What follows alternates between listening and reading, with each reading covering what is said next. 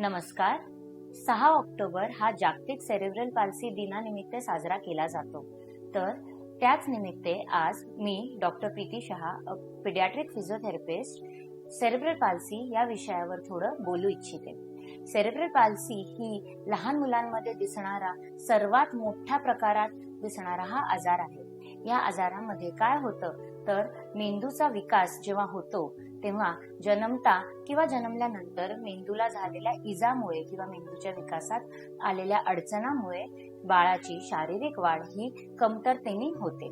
यामध्ये मुलांची हालचाल, मुलांच्या शारीरिक वाढ किंवा मुलांचे स्नायूंचे एक रीतीने काम करणे ह्या सगळ्यावर परिणाम होतो.